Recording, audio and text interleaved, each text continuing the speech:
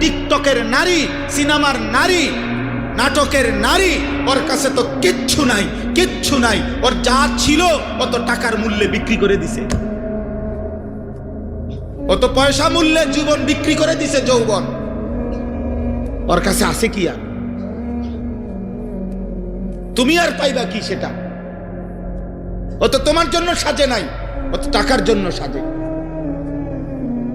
ও তোমার জন্য নাচে না, ও টাকার জন্য নাচে।